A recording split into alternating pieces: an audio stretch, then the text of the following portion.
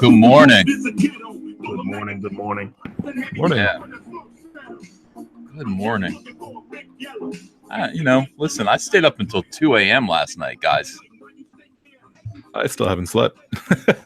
Really? Yeah. Yeah, this schedule is going to work out, though. I like the idea of 9 and 9. I let Andrea know. I was just like, look, I'm going to be, unless there's some, like, shut the music off. Unless there's some, like, drastic exception, in which case I'll make Antonio do the show. That'd be crazy. So, like, Antonio was going to head up the show. In case, like, something like that, I'm going to start doing this 9 a.m., 9 p.m. Eastern Standard Time. Okay, by Eastern Standard Time, that means whatever time it is in New Jersey. As long as it's 9 o'clock in New Jersey, I will be doing the night show, which is Comicsgate Live, and then of course the morning show, which is just called the Morning Show Live right now until I have a better name. I wasn't too creative with that, Hyung. It's just the morning show. No, it's concise. It gets the point across. Well, I mean, they have the Today Show. That's not exactly brilliant either. That's not setting the world on fire. The Today Show. Why do I have to be inventive? Why do I have to be clever? I don't want to be clever. But you are clever. You are. That's well, thank you. It's great to be here today. It is Monday. Let's start off a new week right. And that means talking about what's going on in the world of pop culture, but also talking about our comics, getting our comics done.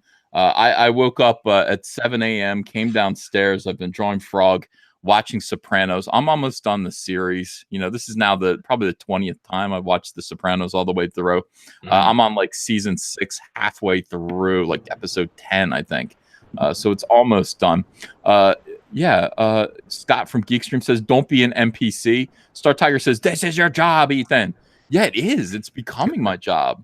It's becoming like half of my job, doing the show. And it's actually really cool.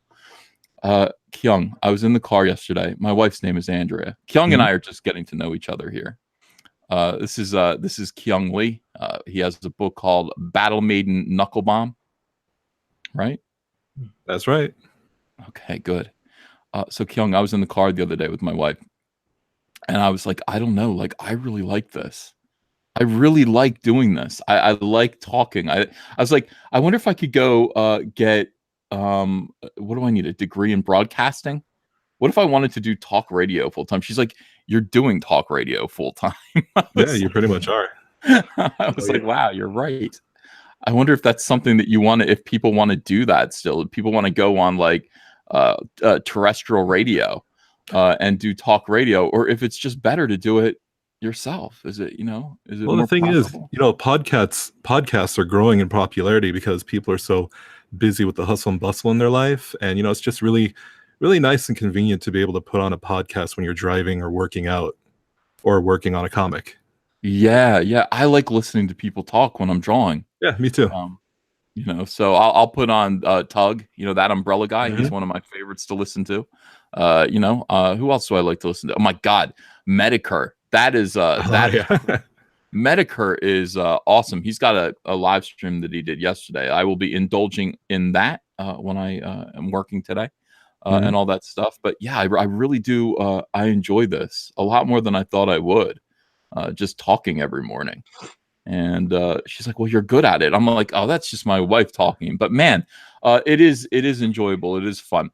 Guys, I want to, for those of you who are new in the chat, there are 426 people watching right now. Good morning, everyone. Good morning. I want to just let you guys know we got Antonio here. Antonio Bryce, of course, is my co-host. He's here every morning. Yes, And I am. This is the perfect schedule for me. It works. because you work nights, don't you? I do. So this is perfect for me. I can't. What is your life like? What do you? So basically, you are working. What time do you go to work? Go to work.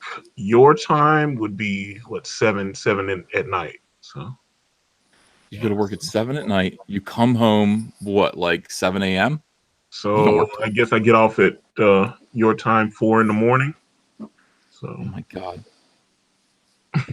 That's 9 hours. That's not so bad. But then, yeah, so you stay up for 5 hours and then you come on the show. That is a dedicated work schedule, Antonio. I salute you. I do appreciate you for that. And then you just sleep all day.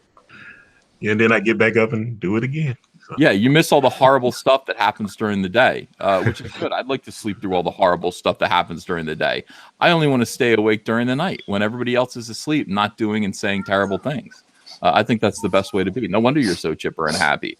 We've also got Donald DeLay just popped in. Donald DeLay just finished. Oh, by the way, Donald, congratulations. Brutus the Badass finished off like a champ last night. $28,828 raised. Congrats, man. Yeah, thank you. First, I want to apologize to you and people that were watching last night for abruptly leaving. I don't know what was going on with my phone, but I was actually in the middle of thanking everybody for their support when I heard you start roasting me for being, quiet. And I looked down and my phone has frozen and then just shuts down and starts rebooting itself. So when it came back up, I had to reboot it again just to make sure that everything was, working. Well, we're glad you're okay. A lot of us thought you'd been whacked out because I'm watching The Sopranos, and No, I just don't want everybody to think I was being rude and just left without saying goodbye. I wouldn't do that. That's not something you would do. That's something Nasser would do. That's something your partner would do, but not you. You've always been a gentleman. You've always been polite. $28,828. Again, that's I'm so stoked, dude. You raised $10,000 in 3 days. Yeah, it's. I'm speechless, man. I don't even know what to say about it. It's just so amazing. That is amazing, and it's going to keep going. It's in demand right now. I'd like to see you get to 30. So the link is in the description if you guys haven't backed Brutus the Badass yet. That is phenomenal. I just want to congratulate you. And by the way, you kept my reputation intact, which I appreciate the most. I actually a bunch of do we call them SJWs and NPCs now? They're both of those things. We're kind of saying, I bragged and said that basically every comic that Comic Artist Pro Secrets and Comicsgate Live promotes will make at least $25,000. They always do. And they said, well, look at Brutus the Badass. It's sitting at like 19. And I was like, oh, well, it's got 3 days to go. Let's see if we can fix that. $28,828 right now. That's where it closed at. And yeah, that was great. They basically put you in hold my beer mode. Yeah. I'll make this happen. We'll make it happen. And we did. And everyone at this point is cheering and applauding for this book. It looks great. I'm very, very pleased. Now, I want to reintroduce Hyung Lee. Hyung Lee is kind of a newbie to Comicsgate.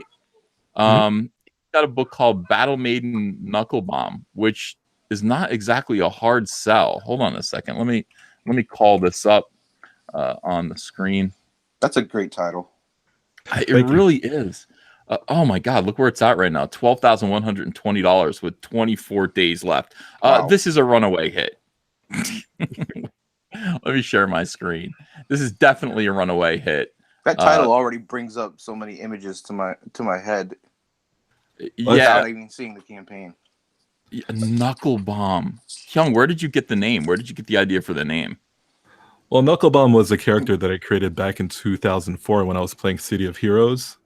And I don't know. I thought about it because I knew I wanted to create a martial arts fighter. And so I was thinking of all these kind of martial arts names, and well, she's going to be using her fists, so I'm like Knuckles. And if she's going to be able to have like an explosive impact backing up the punch, Knuckle Bomb. Hey, that's pretty cool. So it's just kind of stuck. Yeah, and it doesn't hurt to have a sexy female lead. Oh yeah, here she is right here. This book, I don't know, where were you? You were at like $4,000 when you first came on the show. This is your second appearance, I think, on a Comicsgate live show. And instantly, I'm telling you, he sold out of his highest tier. Was it your highest tier? Yeah. Yeah, the 75. Sold out. And it was amazing. He instantly made like $4,000, $5,000 in sales, just because people are so happy to see this represent a strong female character instead of a miserable meth addicted looking Kristen Stewart. Who doesn't even look type. like they're happy on the cover. Flatten that shirt, brother. All right. My God, why can't superheroes be having fun? They, again, and super heroines, why can't they be smiling and enjoying their power, enjoying their responsibilities, and enjoying being a superhero? I know if I had knuckle bombs, if then I would be happy. Antonio, I would be smiling all the time. I believe that. I definitely believe that. If I could punch people and then, hypothetically, it would be like a bomb going off in their face. You'd have to scrape me off the ceiling. I'd be thrilled. You would have to use that power wisely. That's quite a thing to be able to. So and people are pointing out the panty shot. Yes, of course, we like the panty shot. That's a fine thing. I definitely do. That is, bless you, sir. That is, yes. Got the nice more thick of that. Chun-Li thighs. Yep. We need more of that and less of what's going on, whatever's going on right now. But this used to be common. I mean, just shots like this used to be common in the 1990s. Women were beautiful and sexy, and cosplayers. By the way, cosplayers still, if you go to conventions, they still want to represent characters that look like this, more so than they want to represent the kind of dour, sad, super hyper feminist nonsense that's out there right now. I mean, most people don't really like that. Most people do want to, I think most people do want to be sexy. Most people do want to be idealized or think about, being an idealized version of themselves. They want to be represented in their heads and their fantasies by a character like this, rather than a character, again, like Kristen Stewart in the upcoming Charlie's Angels, with the Milo Yiannopoulos haircut and the cigarette tucked between, in her ear. I'll be skipping that one, by the way. Yeah, that was a little depressing. I'll watch the original one, the original movie. I think I'm gonna go. I'm gonna go see it. I have to go see it. Oh, bless you, sir. Yeah, I got to talk about it. It's it's one of these things. It's one of these cultural, you want to say milestones, but I would say millstones. One of these cultural millstones that needs to be discussed. Every time they do this, it fails, and they keep doing it. When did it succeed? When did a super? I mean, there has to have been a time. There has to have been a super SJW feminist, sad, like Ghostbusters 2016 that actually worked. And I can't. Was there one? Let's think about it. Somebody will come up with it. And SJW will. They'll say, well, what about this? And I'll be like, oh, you're right. It did work once. But I can't think of it right now. And I think that's important. Kusmeti says EVS will see it so we don't have to. Right on. I mean, that is my job. So by the way, if you want to back Battle Maiden Knuckle Bomb, and you do, $12,120. The link is in the description. If you want to back, Brutus at this point, again, the link is in the description. These are books that we're rather proud. Look at that. I just sold another. Donald, did you see that? You just sold 2 more copies. Sweet. Thanks. Yeah. I Thanks like that. It's like being, I don't know. It's like being a door-to-door salesman and actually selling a vacuum. You have to be proud. Like I just sold 2 vacuum cleaners. That's pretty neat. Let's see. Also, we got Brand over here. Brand is in the description as well. Brand is doing phenomenally. He's just $99 away from hitting 48,000. I'd love to see that happen today. 48,000 for Brand by Antonio Bryce and Kanan White, who I've stolen from you. Yes, I heard that. You co-opt random Negroes. That is not good. Well, I liked I liked his art very much, and I just thought, wow, this guy should be drawing something for me too. I mean, he's a really, really terrific artist. Look at this. And this guy's it's fabulous. That's phenomenal. Mhm. And he gets better and better. It's like this is right here. This must be slightly later, newer, and then this right here. This stuff is absolutely terrific, and I don't know. He deserves. He's going to be at Marvel or DC soon. I hope not. I kind of hope not too. Oh no, he made the Comicsgate list. I don't know if that would happen now. They put him on that Comicsgate list. Comics really good. I think they might make an exception. Yeah, they'll make an exception. There's no Comicsgate list. That's all just weirdos trying to scare you. You can work at Marvel or DC if you have talent. Back in the day, I used to say that when I saw somebody whose art was that great, I would say, man, they're too good to work at Marvel. I hope they go to Image. Now now I'm saying they're too good to work at a company and make less. Go to Indiegogo and make all your money. Yeah, Image used to be the thing, right? I mean, Image was like, hey, this is the best of the best. Now what is Image? What's Image now? It's same as Marvel and DC. It's all SJW propaganda crap. It's not even like there's no prestige with working with Image. It's just kind of like Image became a free-for-all. Image is basically like, yeah, you can work here. You can put the Image eye on your comic. I think it costs $2,500. That's what you have to pay Image. And then we'll do all the work for you, whatever. You get all the profits. It's a non-profit. Image became the PBS of comics. And essentially anybody can work there. It's not like you're working at Marvel, you're trying to win some plaudits for yourself, you're trying to get credit, you're trying to get people to see you for being special and extraordinary, and then you get to go to Image. Now they've got what's that? Michelle what was the person who was attacking Michelle Richard Perez?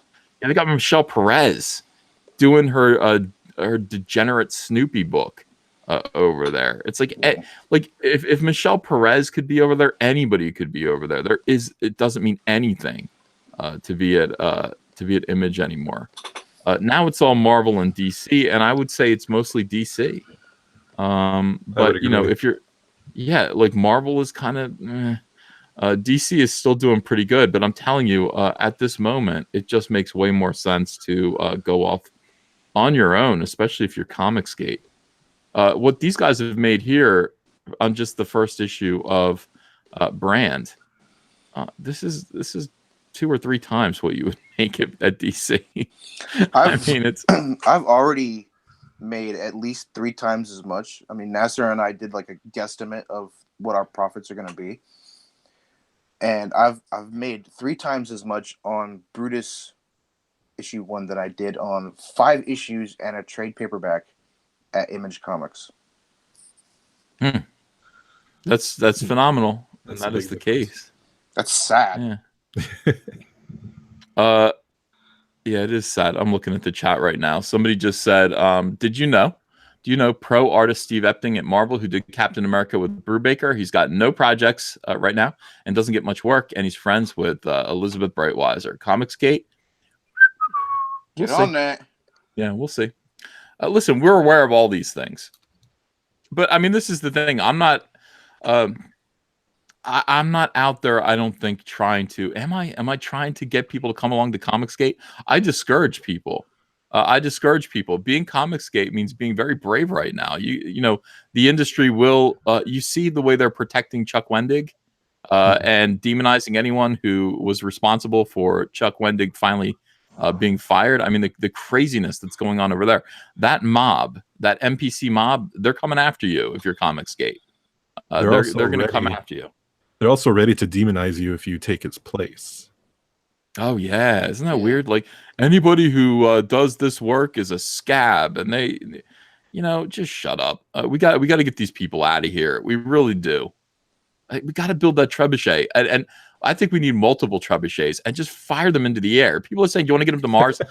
I don't know. I don't know if I care anymore about that. I had NASA scientists working on, constructing a means via trebuchet. I was very specific about that. It has to be trebuchet. to get these social justice warriors to Mars. I don't really care anymore. Just fling them in the air as high as they can go, and wherever they land, they land. Who cares? And the harder they land, the better. Chris Abrams says, make a 4-stage trebuchet. Yeah, I mean, these were all things that were considered. But at this point, let's just get rid of them. So anyway, all these books, did I get them all? Brutus? Yeah, Brand. And then Knuckle Bomb. Yes. Also, last night, we welcomed Stephen Hart, Asami Children of Rusu. Wow, that guy did great last night. I don't know. They've been kind of telling me about him for a little while. People are saying, hey, support back Asami. It takes a while for me to kind of warm up to people. I must admit. I like Stephen Hart. I'm going to add him to the room. I think he did fantastic. Made $3,000. Wow. Made $3,000 overnight. He made a great first impression, that's for sure. Yeah. 28 years old, young kid, and had a lot to say. I made him talk for 1 minute to promote his book. Some people say he cheated because he read the description of his book. Hey, he spoke for 1 minute and got his pitch out. I didn't make any rules. Yeah, I didn't say you can't read. I didn't say you have to do improvising, but you just had to pitch for a minute. Just had to pitch for a minute, and he did it. So I can't really complain. Improv is not something that everyone can do. Improv is, it's a skill. And that's why Star Wars Episode 9 is probably going to be a disaster. Did you guys understand? You guys know that Star Wars Episode 9 doesn't even have a script. It doesn't have... It's Star Wars Episode 9 to feature more improv than previous sequel trilogy films. We're going to make it up as we go. This is the way Star Wars is at this point. I mean, Star Wars Episode 9 by J.J. Abrams, he has to pull together so many loose threads.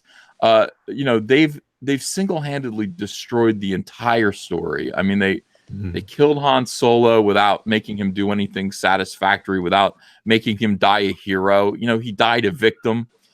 They destroyed Luke Skywalker and then killed him. They made him a failure and a disgrace. They killed him. Carrie Fisher she died. The Lord took her from this disgrace. Thank you, Jesus. Took her on to a better place. And now basically you've got J.J. Abrams, trying to finish off. He's got to finish off this whole trilogy, and he doesn't know what there is left to do. I mean, so he's scraping together every element from the bottom of the barrel, everything he can possibly do. He's got a little fragment of Carrie Fisher footage left over from The Force Awakens, and also another snippet from Rian Johnson's Disgrace, The Last Jedi. And he's got to put all these things together. Hey, maybe the Emperor didn't die. Maybe the Emperor is still around. Let's do that. Lando Calrissian, how old is he? 82? Can he walk? No, he can't. Oh, sit him behind a table. Bring him in. Billy D. Williams is back. Everything that they can possibly do, they're going to do and throw it all together. And it looks like they're going to improvise a little bit. Here's the article from CBR, which is, of course, garbage tiered. You guys understand? CBR, co-opted by NPCs. It is now a disgrace. They actually prohibit talking about Comicsgate in the chat rooms. Can't talk about it. They will delete your thread. Fans can expect the next installment of the Star Wars sequel trilogy to feel a little looser and more quote-unquote alive than previous efforts, as director J.J. Abrams is reportedly allowing more improvisation from the actors on set. Actor Oscar Isaac, Poe Dameron, explained the change in an interview with IndieWire, stating that the production for the still untitled, and I believe it is called The Purpose of the Force. That's what I heard. Episode 9 felt easier and under less pressure than The Force Awakens or The Last Jedi. That's true, because you don't have to memorize anything. You just get to make it up as you go. Quote, "The way we've been shooting it right now is looser than it's been for the last 2 times," he said. "It does feel like a relief to get on set and feel like, oh, we can just try things. It's a testament to JJ coming back and feeling confident. There's less pressure for it to be right. We just want to make a good movie and have a really good time while doing it." He went on to call the production Cassavetes in Space. That's he's a documentarian. That's interesting. but added that improv came easy to the cast during this third go round. Quote, often you do feel like you've got to find your way to make something more alive, but this time it's been the opposite, he said. There's no need to smuggle anything in here. Fabulous. I don't even know what to say anymore. It's professional LARPing. Oh They're being paid millions of dollars to LARP. Yeah. Let's just make it work, guys. We have a lot of things. We have a lot of little elements to tie together here. We're going to do Rod of the Hutt, I believe. Jabba the Hutt's son is going to be in this. I'm excited about this. Rose Tico. Is Rose Tico in this? Let's look. There she is, Kelly Marie Tran. All right. All right, so we got Rose Tico. That's exciting. Yeah, Rose. She's my favorite, Hyungly. Yeah, I'm aware. She's my favorite. That means more toys for you to upset NPCs over. Yes. They're still like, he's a psychopath. He cuts up little Rose Tico dolls. I made a video where maybe I did. I made a video where I was opening up 12 Rose Tico toys that I paid $1 each for. And then, I got progressively more and more aggressive as I opened the toys. And then I strung them all together for an hour. And this upset them so badly. And now they're saying that you hate Asian people. I do, but this or women. Jeez. No, it's women. It's not Asian people. Women are bigger victims than Asian people. Of course, I love Asian people and I love women and I love Rose Tico. The point of that video was simply that they were overstocking. They were overshipping these Rose Tico toys as if on purpose, and they were not selling. And it seemed ridiculous. It was frustrating. You go to any Walmart, you went to any Target, you went to Toys R Us, and they had stacks, rows and rows and rows of Rose Tico. It was ridiculous. So it was an artistic comment on that situation. These people don't understand art. They don't appreciate art, Donald. No, they don't. They don't. It was a masterpiece. Thank you. It was. B. Allen Orange wrote a whole article about it. It's like performance art. Amazing performance art. That's what I thought too.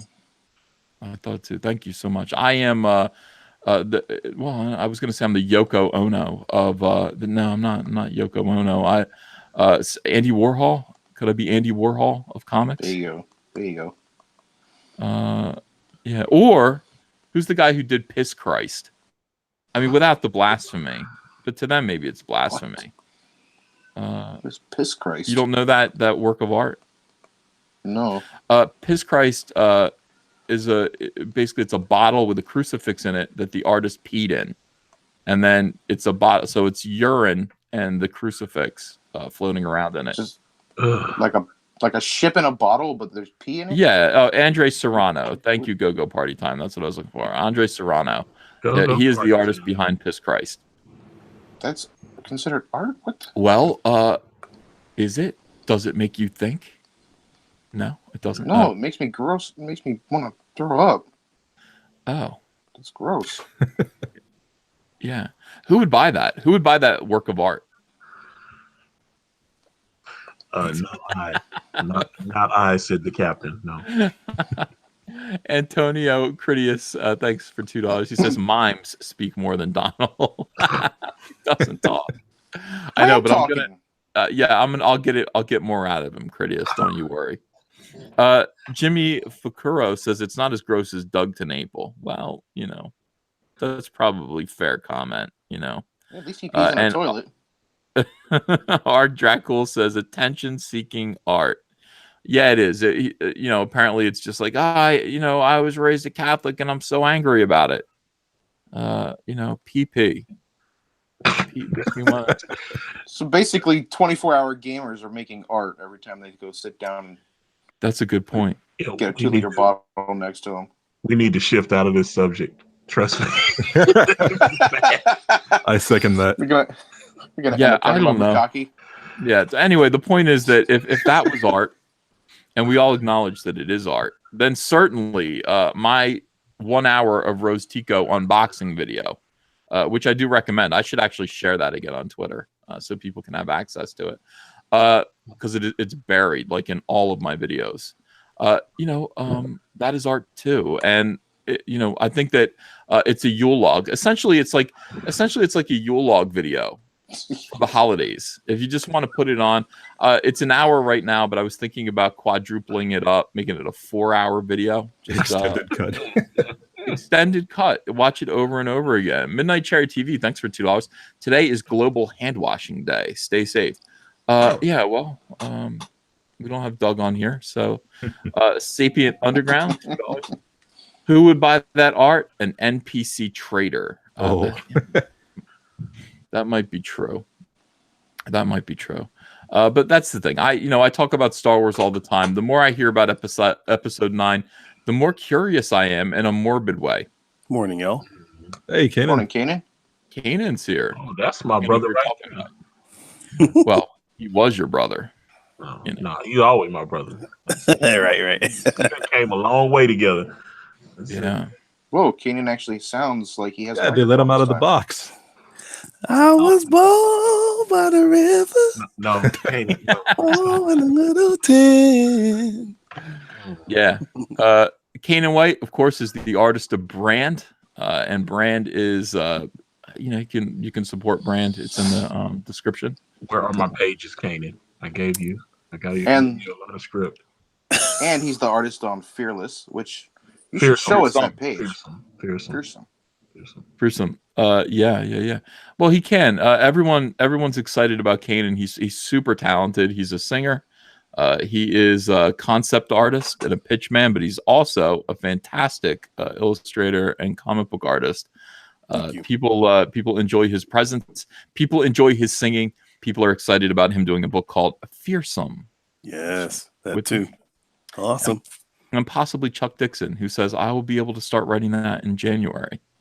January's right around the corner, we can do that. Yeah, anyway, all right, let's get back to this. James Bond.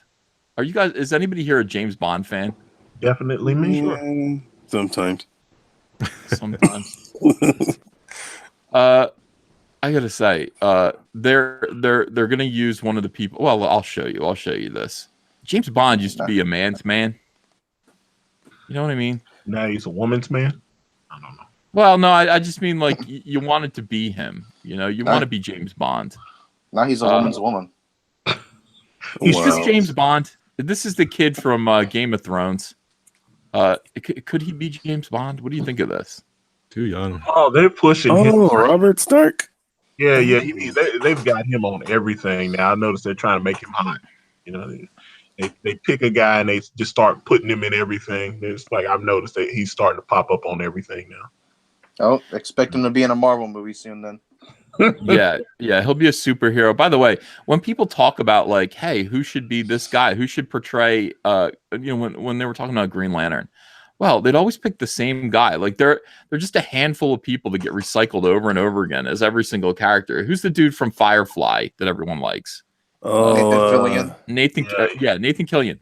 Nathan Killian should be everybody. It's like Nathan Killian should be Hal Jordan. He should be Spider-Man. He should be Superman. And I think they're going to do the same thing with the cast of Game of Thrones here. This kid should be. He looks like a child here. How does he look like a child with a haircut like this? Well, I mean, he had to grow his beard out and stuff when he was doing, and then he shaved it, and then all of a sudden he's got baby face again. So. Yeah, custom song maker. Thanks for $2. Fearsome, a Fear Wars Fury. Yeah, that's what it'll be called. That's the subtitle. Yeah, he just looks like a kid to me. So it's been reported that the next James Bond, following Daniel Craig's long-running stint as 007, could be Scottish actor Richard Madden, best of his role on HBO's Game of Thrones, in which he played Robb Stark, the noble but doomed king in the North. The last couple of months have provided a good deal of news about the Bond series and the upcoming Bond 25, which is scheduled to be Craig's 5th and final outing as the British spy. That's the last one I'll watch, probably. You know what? To be fair, though, when I saw Daniel Craig, I was like, that's not James Bond. You know what I mean? Initially, I didn't think he was. Yeah, he just looked too kind of mean. He looked, I don't know, he looked too thuggish to be James Bond initially. Now I love him as James Bond. But I always thought James Bond had to be this kind of like I don't know, kind of effete, stylish British man. Not like Daniel Craig looks more like a soccer hooligan. He does.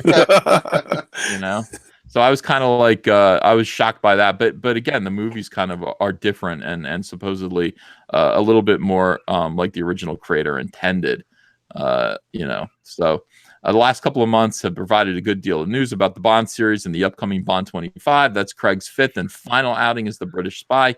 I guess everyone gets 5 movies, except for God, I'm so bad with names now. Bronson. Well, he got 3, didn't he? Did he get 3? Yeah, they wanted him for more. He just decided he didn't want to do it anymore.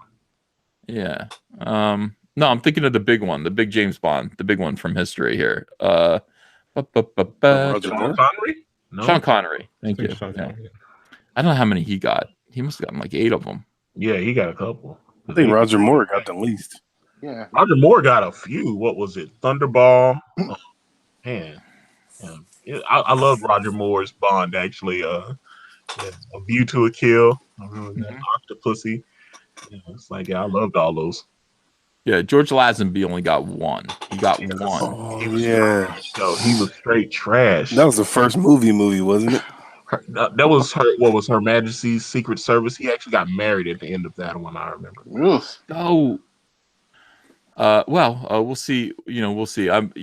Daniel Craig did 5, so that's pretty great. And they're all great movies. I mean, they're his James Bond movies are heavy. I mean, they're really heavy and like weighty, and they just feel like doom and the end of the world. I dig them. I really dig them.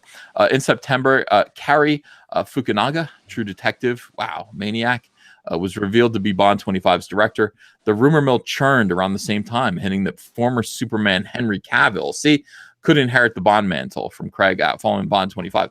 That I can see. Henry Cavill looks more like the James Bond that I picture. He was great in Man from U.N.C.L.E.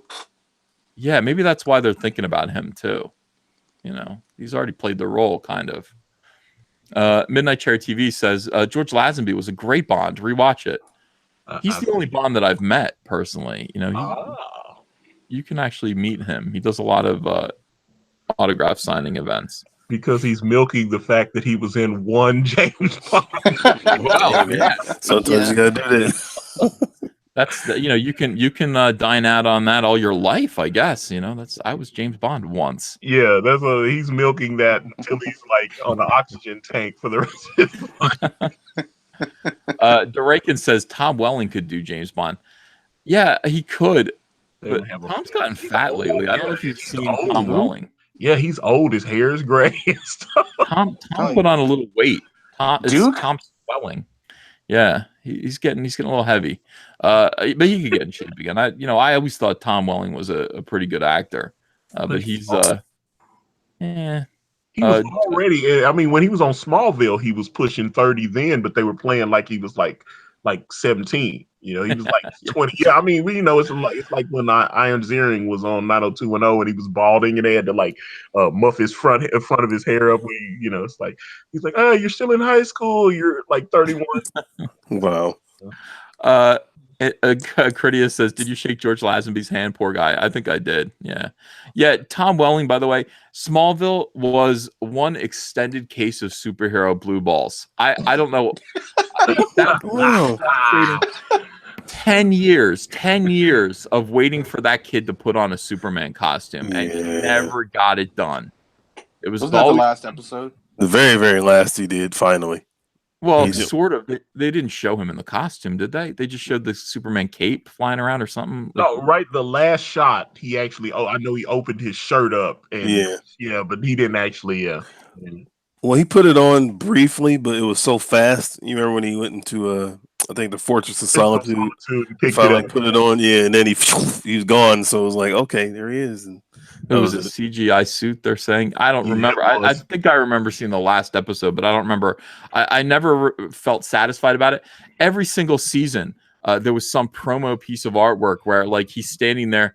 Coincidentally, like his shirt is burned in the shape of a Superman S, or it's like, God, will you just let him be Superman? Like, are you telling me he's out of Smallville and he's now in Metropolis? He knows Lois Lane now, and he's still not Superman. I think that's my issue with Gotham, because I really don't care about Bruce Wayne's upbringing. I want to see him become Batman. Yeah, everybody's waiting for him to put on the suit in that show. I saw the suit that they're showing, though. They showed the new suit that he's going to be wearing in season 5 this last season. And I mean, it's kind of trash. It's kind of I think they said they were using Frank Miller, what was it? Batman Year One.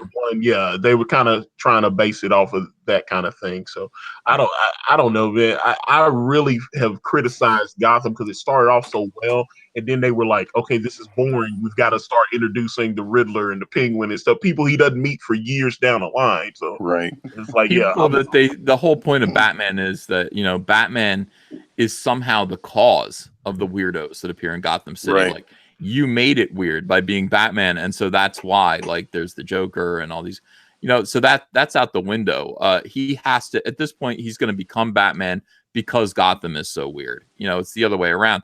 But I will say that little kid, man, and I've said this before, but I'll say it again. I love that kid in Gotham. That kid, God. He is, I don't know how old he is now. I haven't watched Gotham for 4 years, but when I first saw him, I was like, that's how young Bruce Wayne should be. For the young Bruce, perfect. But compare him to the whiny little weenie that was in the Batman trilogy, the Dark Knight trilogy. Yeah. Quivering lip, falling. Oh my God, the bats. No, this isn't the suit. This isn't the suit, right? No, this is like Black Kick-Ass. That's what yeah, exactly. It did look kind of like Kick-Ass. That's why I was like, I saw that and I was like, oh man, this can't be good. Honestly, the young Bruce Wayne seems like he would be Christian Bale's version of him younger. You know what I mean? Clearly, he's going to grow up to become Batman. He's like, he's cold. He's super smart. He's rich and privileged. And he sees through adults. He's smarter than every adult around him, including Alfred. It's like that's Batman. You know, he's already cold. He's already hardened, and he's already a cynic, and he's already ready to do something. And he killed somebody. He killed somebody. Did he kill somebody in the show? He had to kill Ra's al Ghul. And so he killed him and really? they brought him back. Yeah, they actually had him. He actually killed somebody, and they did this dark Bruce Wayne thing. I was like, oh God, man, you guys. Nice. What are they doing to him?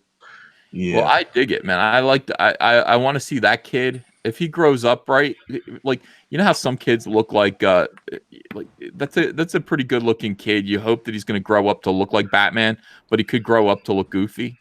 Like, I hope he grows up to look like Batman. I hope he realizes that one kid, if he could grow up to be a 20-year-old who's like fit and has a good jaw and everything, that kid should just, I don't know, he should just be Batman. Yeah, I think he's gonna have a weird, strange face when he's older. As things start filling in, man, he's got an interesting look. I don't know if they do Batman older. I think they have to find a guy that's kind of like him, but he definitely has to fill out, like, because he's too skinny. Why do you think this happens? Why do you think we can't just keep a Superman and a Batman? Like, why couldn't Tom Welling just be Superman right now? Why did he have to leave? Why do we have to goof off and get different? We have to get adjusted to Henry Cavill. And then once we kind of get adjusted, he leaves, and we got to get adjusted to a new one. Like the Superman that's on the Supergirl TV show, that's a cosplayer. That is not Superman. Totally agree. And he's going to be on Supergirl this season. I saw that he's going to be part of the crossover, and they're actually bringing in a Lois Lane actor for that show as well. Yeah, he's a big part of the show, and I'm telling you, he is not Superman. Not at all. Just like a random cosplayer. He doesn't have that Midwestern farm boy innocent look. You know, he looks like he grew up in the city. Yeah, he just he looks like he was with her. You know what I mean? Like, I'm with her. I don't know what it is about him. Yeah. Oh, he's not Superman. Yeah. I mean, I think a lot of that has to do too, man, because a lot of the shows cater toward the writer instead of the actual character. So somebody's like, I want to put my interpretation of Superman. So then they try to find somebody that fits whatever story they create, or whether it be Batman or whoever. So you never get about the legacy of the character. Yeah. I mean, it isn't about that. It's about the story that they write, and it could be completely in left field, man. It's just like, dude, what? So yeah. They're saying in the chat, bring back Dean Cain as Superman. He might be a little too old. I liked him as Superman in the 90s. I think he did good. It fit. Yeah, he fit that kind of soap opera.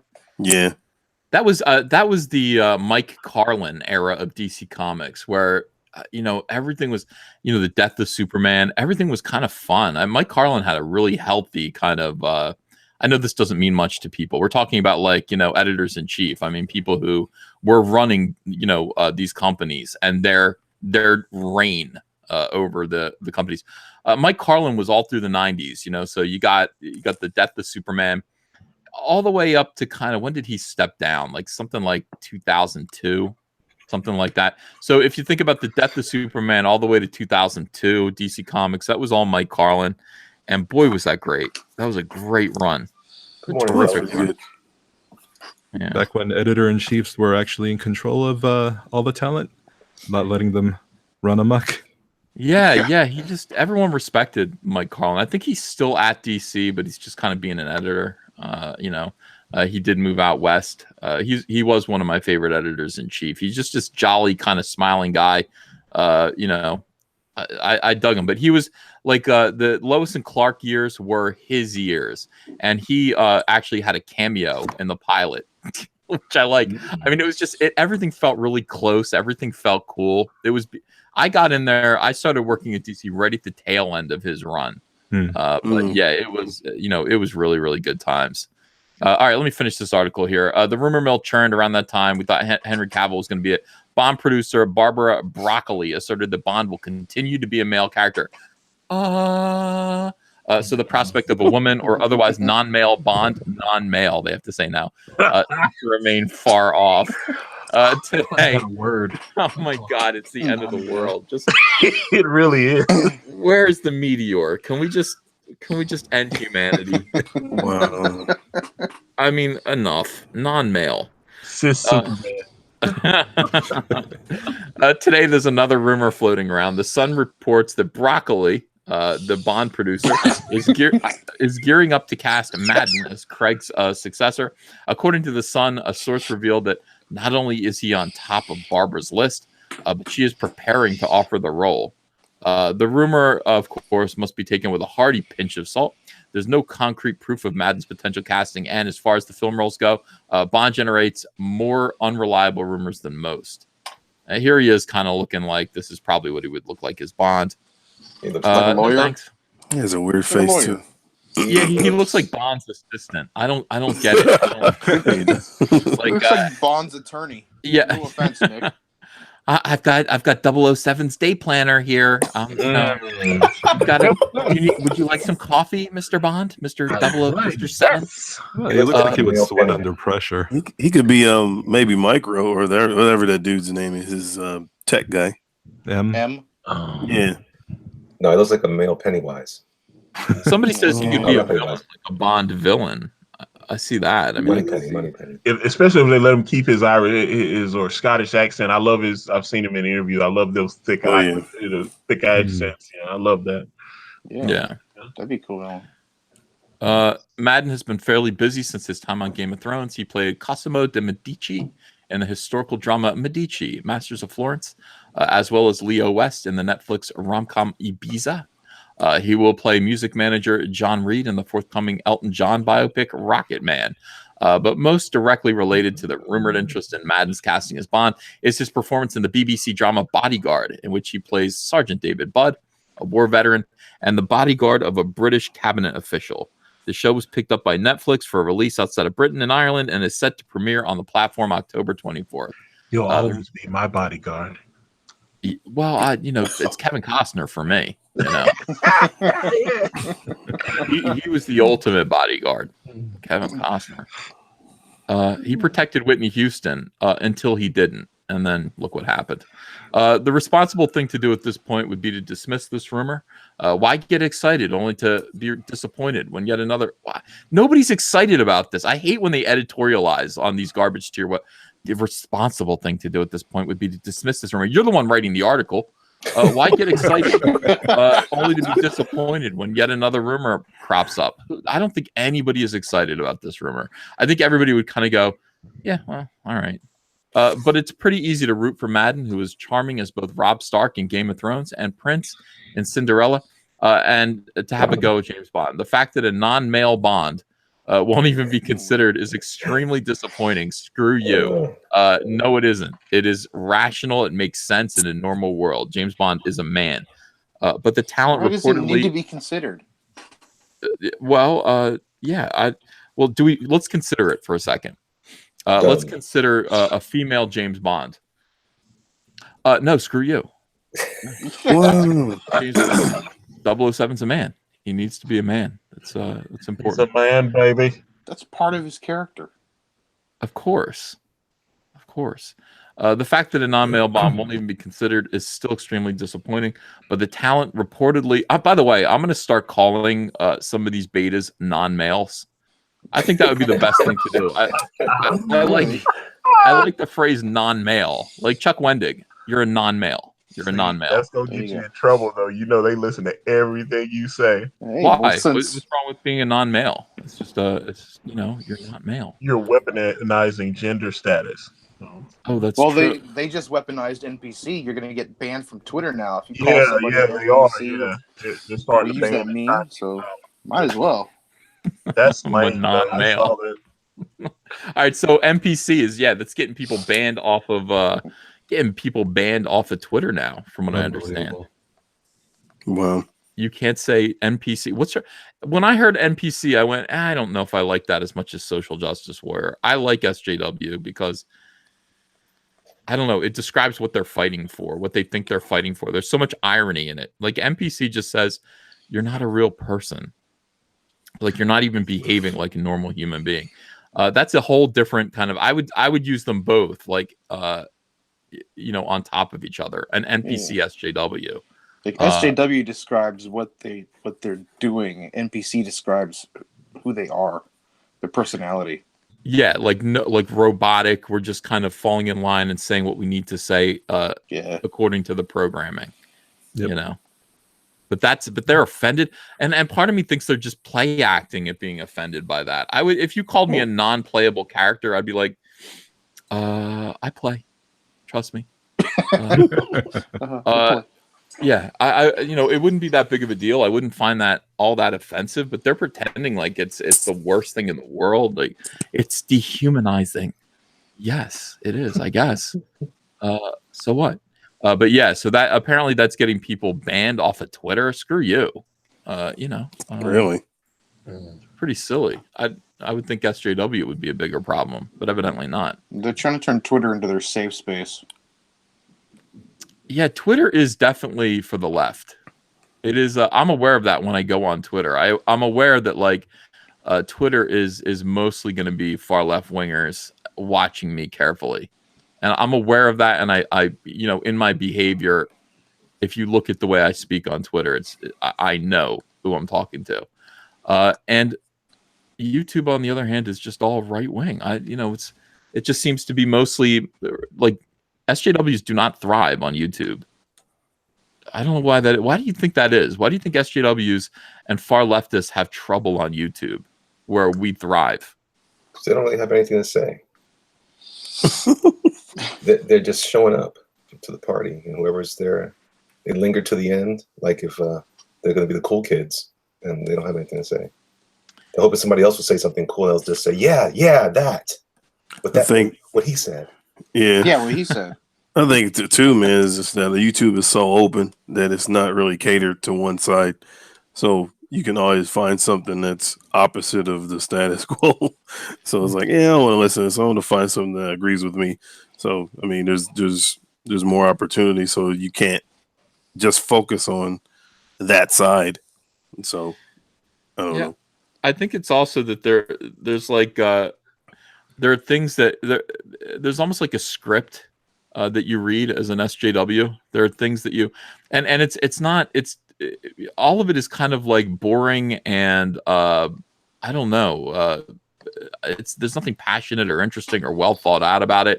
The thing about kind of being on the right is that there are lots of different people tossing out different ideas, and you can sort of think about them and expound upon them and add your own little ideas, and some are wrong and some are right. Some are, I mean, there's just a lot more kind of nuance and a lot more room to move when you are an actual playable character as opposed to an NPC.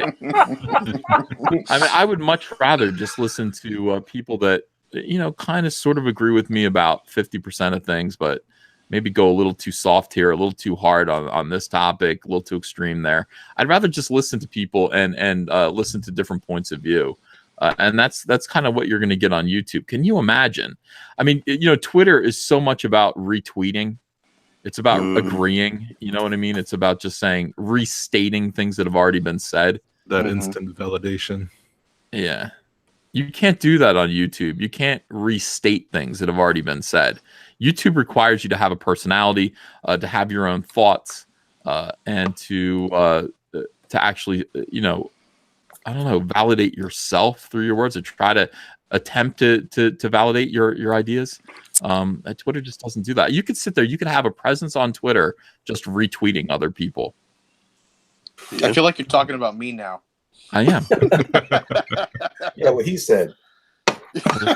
I was criticizing you. I was hoping you'd pick up on it and be like, "Shit, he's talking about me."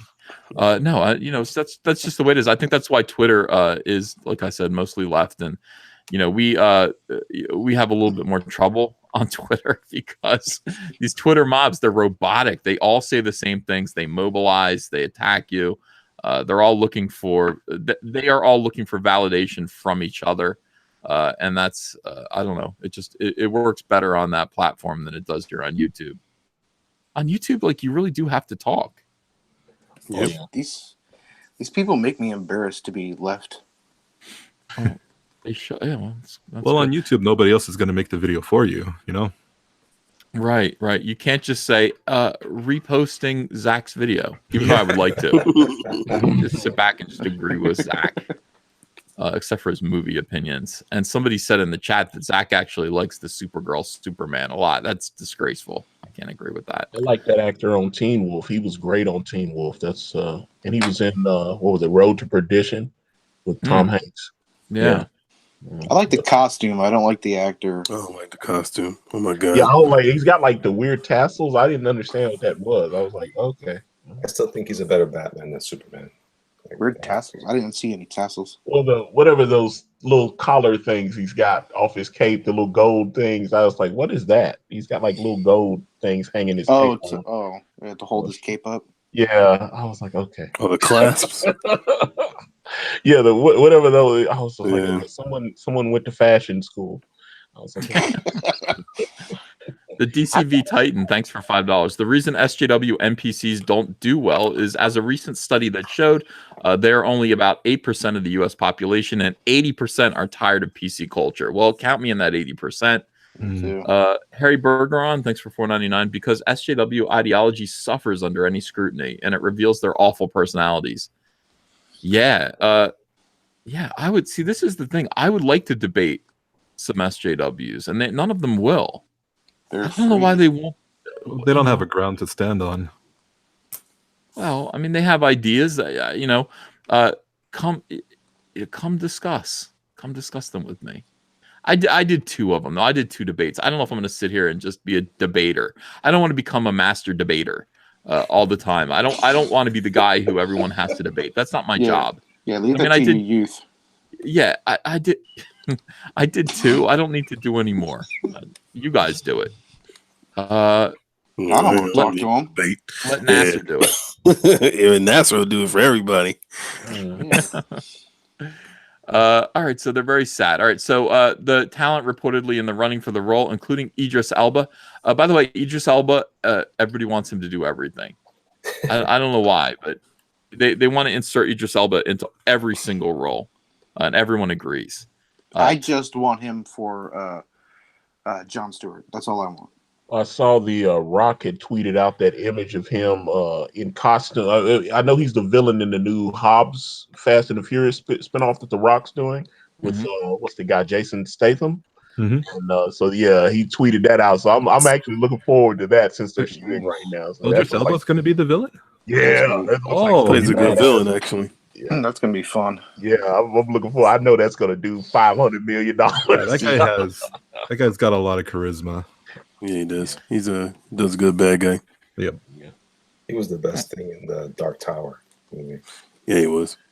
I wanted to love that movie. He was good in it, though. But yeah, I wanted to love that. It wasn't. I was like, oh man. People are saying Jon Stewart. I don't think Jon Stewart for Idris Elba. I think he's just Jon Stewart's got to be a young man. He's going to be young. I agree with that too. Who would I put? What he said. Wow, he could be Black Manta. Ooh. Actually, that would be kind of good. Although I saw the Black Manta that's in the Aquaman trailer, at least the scenes that I've seen look like they're pretty good. Hopefully they didn't just take all the best stuff out and it looks like trash when you get to the movie. My only thing is the bulkness of the suit is kind of much, but I get it. Do you think he's more of a hero or a villain? Aquaman or who? Idris Elba. I think he can be a villain. He could do both. Yeah, as Stringer Bell on The Wire. Oh my God, he was incredible on that. That's why I was like, Stringer Bell is, and I mean, you don't even hear that accent. I was shocked when I heard him talk the first time, and I found out he was British. I was like, what? I would definitely see him as a villain. I mean, you ever watch Luther? I love Luther. Luther's badass. I love that. He's like an anti-hero in that. He's like Batman. Mm-hmm. When are we gonna get a black Batman? Well, More importantly, does that freak you out? Non-male, non-binary Batman. Well, I don't.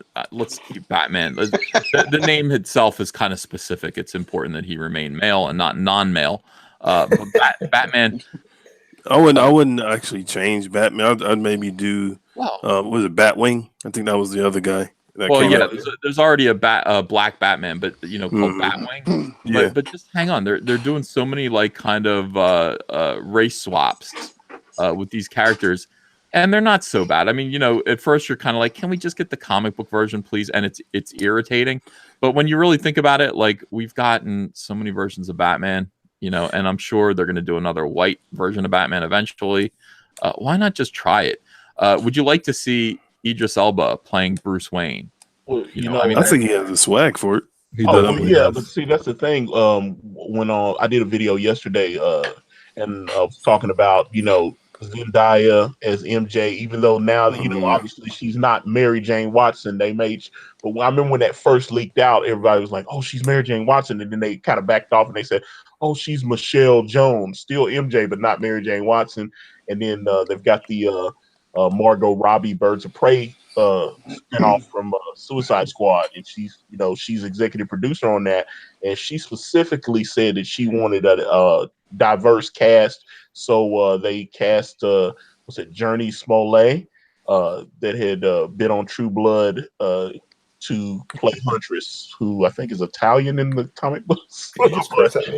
Yeah. The chat is screaming at me over Black Batman. Screaming, no, virtue signaling. Well, a non-binary Batman would be Bat. Yeah, I'm not saying non-binary. I just said Idris Elba as Batman. If the story was good and if it was believable and you gave a convincing reason why, then yeah. Otherwise, just don't touch it. You could do you could just try it and see what it was like. But yeah, I would, because I didn't even like Sam Wilson as Captain America. I thought that was a dumb idea, and the only reason why is because I'm like them character purists, man. So it's like, him even in the comic was never convincing. I was like, okay, this dude's a knockoff. Be Falcon and give me Steve Rogers. All right, keep an open mind. Idris Elba as Catwoman. Yes or no? Oh no! I gonna preface it, keep an open mind. Wait, is he still is I'm so sad Catwoman now. still going to be in a relationship with Bruce Wayne though? Is that good? Are we doing that? Yes, it's all going in there. Oh wow! no. They're saying, Ethan, don't be an SJW. Yeah. Man. All right, look. So no to Idris Elba. All right, Tom Hardy, Cavill, and now Madden. These are the James Bonds they're thinking about. Here's to hope that James Bond continues to make progress. Make progress? What the regardless of who's starring. You don't need to make. What do you mean make progress? Progress towards what? What are they talking about? I can't stand social justice warriors. Who wrote this? Somebody named Nivem Sultan. Oh, well, that's crazy. It does make progress, guys. Make progress. See, Oh God, that irritates me. That actually like itches my brain. That really bothers me. Make progress. It's like you're doing it just to do it. You know what I mean? Just to be, if it fits the story, I get it, man. But if you're just doing stuff just to like, well, everybody else has one, so let me add one. It's like, dude, come on. Well, I just feel like. Oh, by the way, Elliot's in here. That's cool. I should announce Elliot Fernandez. He's just has joined us. Hey, he's been talking too. Yeah, I know. I've heard him. I just forgot. I'm sitting here in another world, worried about James Bond. Well, what the hell are you drawing? It doesn't look like stuff that you normally draw. I'm warming up. I'm just warming up. Oh, okay. Yeah, I just making progress. That does bother me. And Critias, thanks for $2. Michael B. Jordan as Terry McGinnis. I like Michael B. Jordan, but no, I like. He's too old. What is he? Well, I He mean, looks like a for the kid. beginning, but I mean, hell, they do that all the time. They'll take somebody that's like 28 and they'll be like, "Okay, you're 16 now." There Yeah, you go. Except he looks like he's in his 30s. He looks like he's 32. You need somebody like Tom Holland, who's probably 28, but looks like he's 18. All right, Leslie Jones as the Flash. It's my final offer. Oh, Who's that? I didn't like her in Ghostbusters either, man. That whole that whole Ghostbusters reboot. They were supposed to be doing a couple of those, and I don't think that they're gonna get another one now because that one was trash. Oh, Who's Leslie Jones again? From Leslie Saturday Night Jones Live. is the heavy black woman from Ghostbusters. The Flash? Yeah, so I'm gonna cast her as the Flash. Yeah, she's from Memphis, actually. Yeah, she's from making progress. Tennessee. Yeah, she's born in Memphis. She'll end up in a scene before her stomach does. She'll just be running and just see this thing flapping up behind her. Dude, no. You guys do not halt my progress. All right, do not stand in my way. Fat people. Yeah. Wow, good drawings. Good job. It's fun to watch you draw and not me draw. Since we're talking about your drawings, dude, them pages, man. Jeez. Oh my gosh, Ethan, bro, Really? nuts. The Love it. Cyberfrog pages, yeah. Yes. Holy Fantastic cow. stuff. Thanks, man. I told Antonio, and I guess I can tell you publicly, you're my silent competition. Yeah. Well, put you out of business, bro. Yeah, you guys. Listen, I'm in awe of every single one of you. Quit lying. I'm in here. Every single one of you. You're fantastic, and I'm proud of all of you. I'm proud of all the work that you're doing. I think you're doing terrific work. And Perth Comics says, "Can we see the new pages, EVS, pretty please?" Well, I put up pages on Twitter, and I say over and over again, if you'd like to follow Cyberfrog Progress, I'll post little bits and pieces here and there on Twitter. So follow me at Ethan Van Sciver, and look at my media, and you'll see pages. Jesse Miller wants more progress. He wants Antonio Bryce as Squirrel Girl. Oh no! No. I'll take it. I would pay. No. I would Oh, pay no, good no, money I just to can't. see him in that little squirrel. Oh no, that would not be. That's That would progress. not be- yeah, that would not be good. Yes, Antonio, represent. Dress up as Squirrel Girl for the next sex party, Antonio. Halloween. Oh. It is Halloween. That would. Oh god, that would be horrible. I want to see with a squirrel tail. Oh, No. Cecil wants Lena Dunham as She-Hulk. That's progress. That's progress. oh Can you imagine having to sit through Lena Dunham? Like, I mean, they would do that. Like, they would literally do that. They would make Lena Dunham into She-Hulk, and they would force you to sit through that. They'd want you to endure that, and that would be like, that's a hate crime. Like, that's hate crime. It is a hate crime. It's done without like any compassion. Like, hey, screw you. Like, we see you. We know that you can't stand this person. Sit through them. Endure them and watch us pretend that she's a superhero and belongs on a gigantic movie screen. And my God, that's what all this is. Lena Dunham. No. Yeah. No. Oh man, I've tried to watch girls. Sometimes girls can be that can be a little hard to watch. She is hard to watch. Yeah, I was She's like, tough on the eyeballs. There was some like weird pseudo rape, and I mean, I know you talked about that too. It was some weird stuff going on that show. I was like, oh wow. Yeah, that was hard. I mean, Girls is a tough show to watch in general. Lena Dunham is unpleasant on the eyeballs. Speaking of which, somebody would like me to play Black Lightning. That's is that progress? I don't know if it's progress. But see, that's the thing. You would get flack because you would be taking a job away from a minority actor. Yeah, that's whitewashing. Yeah, they can always do the opposite, though. That's not progressive. Yeah, the only thing you can do is eat pie. Guys, I need advice about how to progress. I want progress. I don't want. That's not it. Yeah, not me as Black Lightning. Again, man, I'm a character purist, man. So I have issues when they flip and change folk anyway. So I mean, I'm just. I guess I'm old school, man, but it's racist and sexist, Kanan. I mean, if he's like Wonder Woman, if she's white with raven hair and blue eyes. I mean, that's Storm is black. I mean, that's just how it is. So I mean, if you're gonna take a character, make one that's similar to them, but don't change the core character. Just make a new one. Like, what's wrong with making new characters? Well, especially with a character like Storm, they'd have to change her backstory completely if they wanted to change her white. Yeah. Yeah. Some people are recommending some very. I don't know. Some of this progress is just too much progress. Will Smith is Star Sapphire. That's too much progress. What? Custom Songmaker, thanks for $2. Green women are overrepresented in She-Hulk. That is true. Shaquille O'Neal as the midget from Fantasy Island. He's already Steel. They've got leave him as Steel.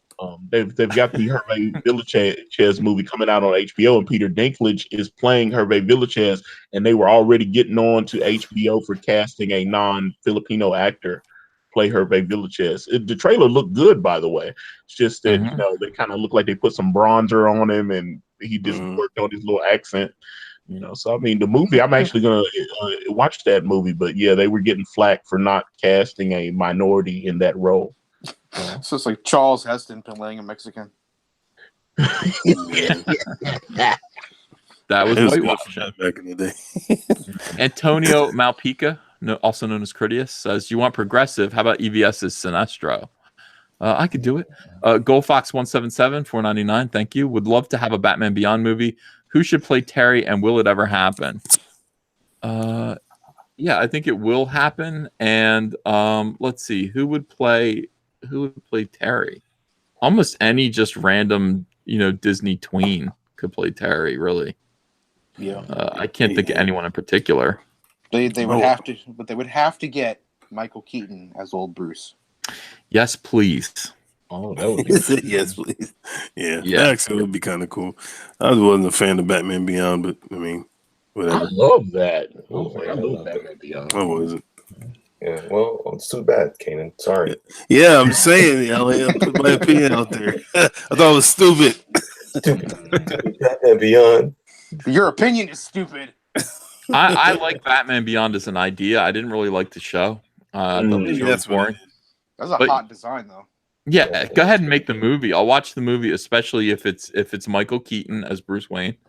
Yeah. Yes. If they make it feel like The Matrix or something like that, like something totally techno Tokyo vibe, you know what I'm saying? Like something totally different, then I think it would work. Think about this: The Matrix is 20 years old. Yeah, Really? 20 years. I mean, that movie is old now. We've made progress beyond The Matrix.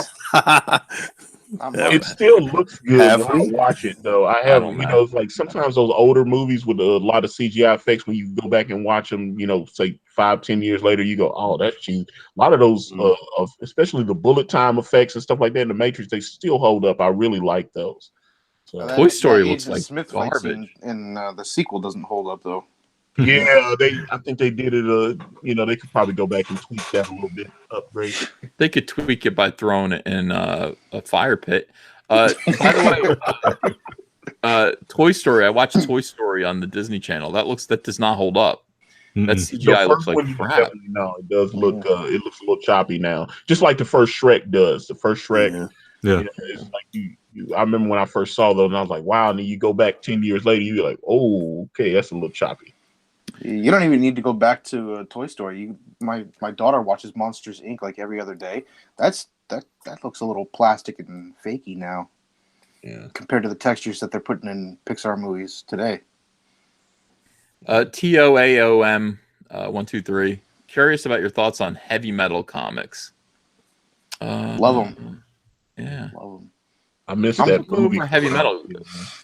Isn't Grant Morrison the editor in chief or something like that of heavy metal now, or did I imagine that?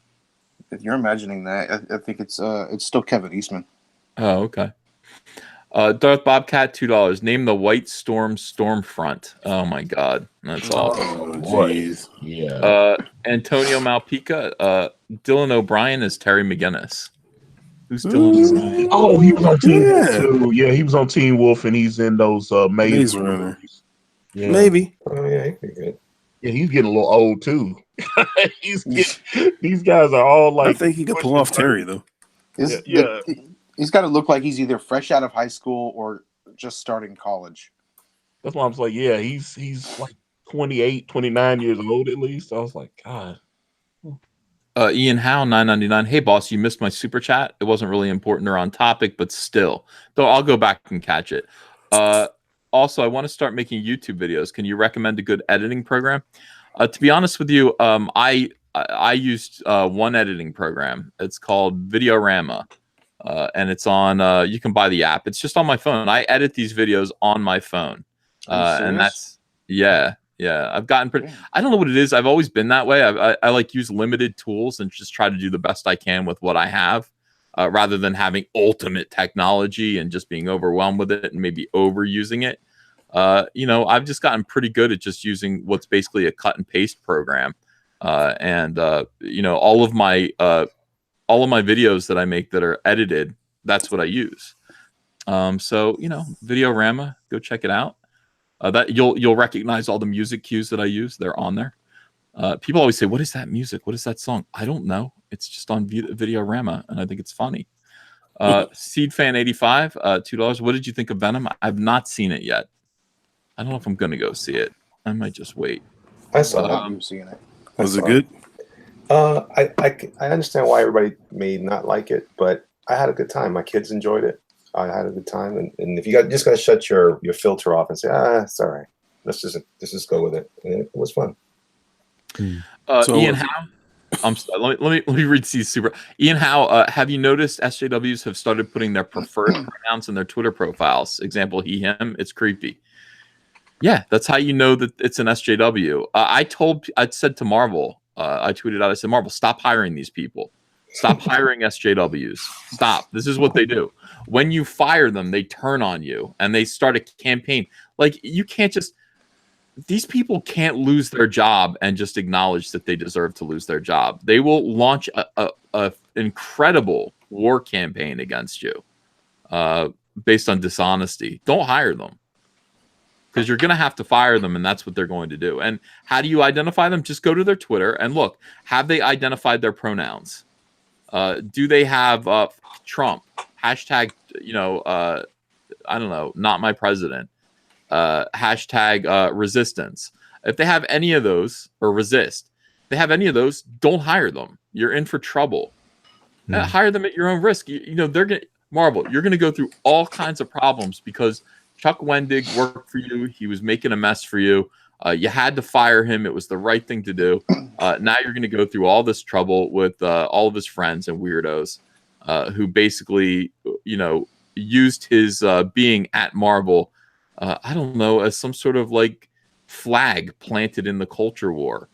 Congratulations. Don't hire these people. Don't hire them. Do not give them jobs. Make them work retail. Wow. Yeah, they can work retail. It's all right. It's good for them. It's good for them to work retail. Learn how to take care of customers. Yeah, that would help. Why didn't they ever learn to do that? Harry Bergeron says, Bond trivia. Roald Dahl of Wonka fame wrote the screenplay for You Only Live Twice. More trivia. He was a pedophile. Jesus. That escalated quickly. That's Thanks. true. All of those guys, if you read those books, by the way, also the Alice in Wonderland fellow, Through the Looking Glass, another pedophile, the guy who wrote Peter Pan, another pedophile. All of these stories where children are endangered, and you see little children being in terrible danger. They married Pedophiles. children. Yeah. That guy that wrote Alice in Wonderland, he married like a 13-year-old, like his 13-year-old cousin or something. Yeah. That just went really creepy. Suddenly. It's true. It is creepy. All right. So, let's see. SJW. Okay, I got that one. Idris Elba as Annie on Broadway. He can do no wrong. See, that's perfect, Chris Chambers. That's exactly right. You cast. They want to put Idris Elba as anything, as absolutely anything. Let's see. Michael B. Jordan as Jon Stewart. Yes, that's correct. Even though it's too late. He's already a superhero. See, once somebody gets established as a superhero, people want him as every superhero. That's the problem. That's what happened with Nathan Fillion. Can we get an albino Asian person to play Black Vulcan? Says DCB Titan. Goldfox 177 says, I just want a live action Batman Beyond. And Michael B. Jordan as Terry McGinnis, says Critias.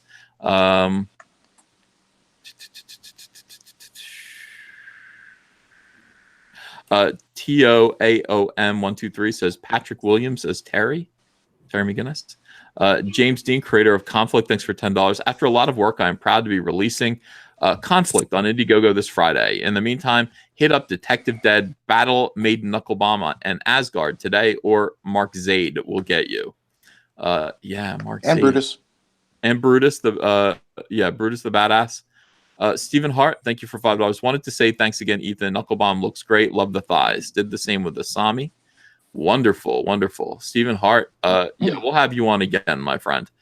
Guns Down Inhale, thanks for $2. SJWs are the STDs of the world. It just takes one. That is also correct. Wow. Yeah, let one in and then you're in trouble.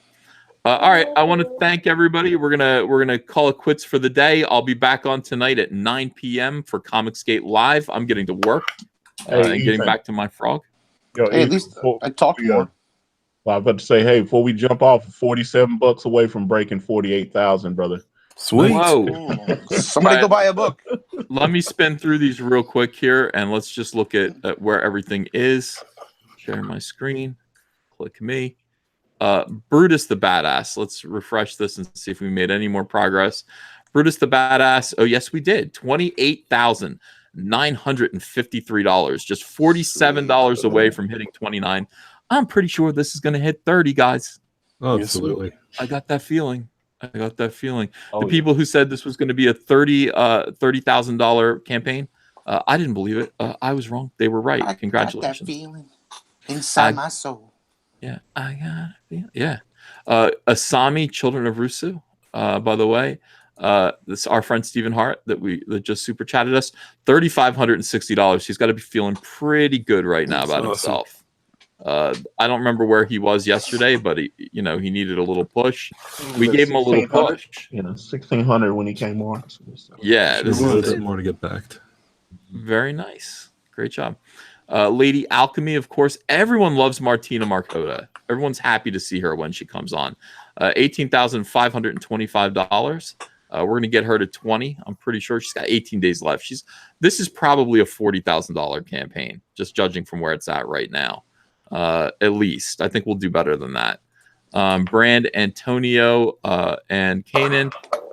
We are all right. So we're $47 away. Just for one good healthy backer away from hitting 48,000 for Brand.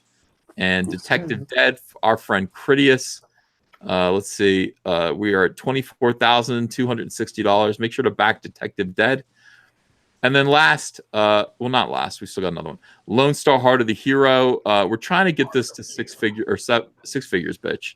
6 figures, bitch. We are $3,800 away from making that happen. But I think we'll get there. Lone Star Heart of the Hero, $96,280.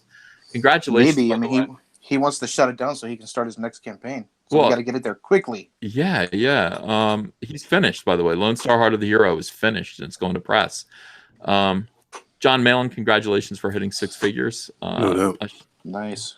That was great. And then our new friend Hyung Lee, Battle Maiden Knuckle Bomb, which is also doing phenomenally well, is now sold a few more books just now, $12,265. Thank you. Good stuff. All of these books, the links are in the description to the chat. Please do support these comics. Make sure that, when you get paid, if you can afford it, definitely back these comics, support Comicsgate. We definitely appreciate you guys and all of the help that you give us to making these comics happen. So thanks a lot. And all right, I will see you guys tonight at 9 p.m. And unless something else happens and I have to make a quick recorded video. You never know these days. Crazy stuff is happening every second. All right, guys, have a great day. We'll see you tonight. Bye-bye. Take it easy. Peace. Yeah.